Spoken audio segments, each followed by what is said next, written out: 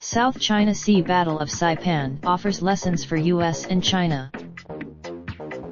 In early July 1944, on a tiny island in the Pacific Ocean, the United States clinched a devastating defeat over Japan in one of the bloodiest battles of World War II. Some 29,000 Japanese troops, almost the entire force Tokyo put on Saipan, in the Northern Marianas, were killed. US losses. It was a pivotal moment in the war. Soon after the Battle of Saipan, the US took the nearby islands of Tinian and Guam.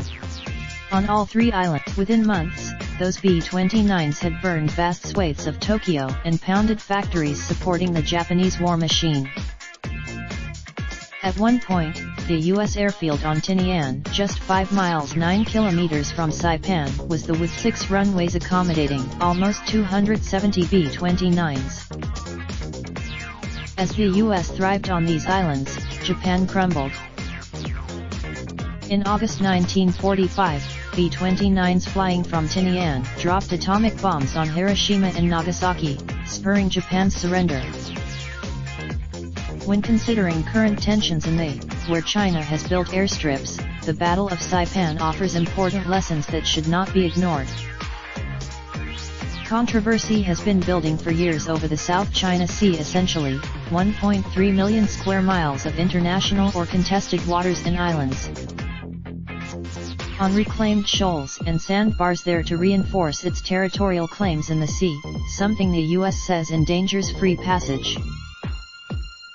These facilities also give China a greater strike range by allowing it to deploy aircraft from previously unoccupied territory. Chinese. That means places such as Roff Base Tyndall, near Darwin in northern Australia, must now be defended against a sophisticated. This. Underscoring the seriousness of the matter, a 2018 think tank recommended joint US-Australia air defense exercises as a deterrent against any possible action from China.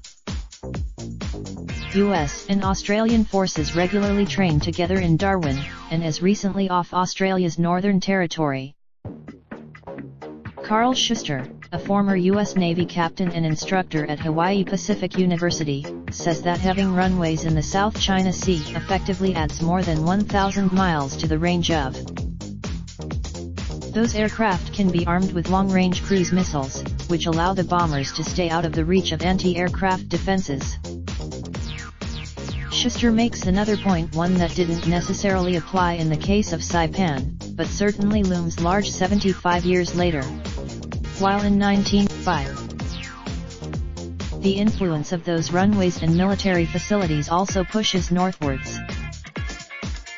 That China says the runways and military assets it has installed in the South China Sea are for defense purposes only, to protect what it claims is its sovereign territory.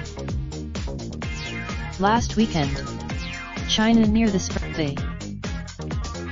Schuster said the deployment of those fighter jets sent a much broader message. While small islands can help a country project power with aircraft and missiles, they also offer a more mundane but vital advantage for any military. Something Saipan gave the Americans in World War II, a place to shorten the supply chain and stage ground forces. Saipan, for example, became a vital way to support U.S. operations on islands closer to the Japanese mainland, such as Okinawa, making those campaigns easier to sustain. In the South China, while no one is contending that any conflict, let alone one on the scale of World War II, is an imminent risk in the South China Sea, China's islands would give it a distinct advantage in the event of war.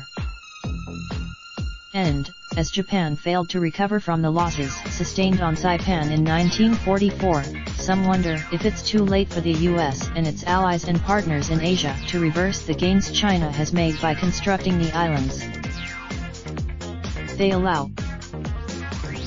No. Raindrop, drop top smoking, no cooking the hot pot. Fucking on your bitch, yeah, that. Looking up, open the park pot.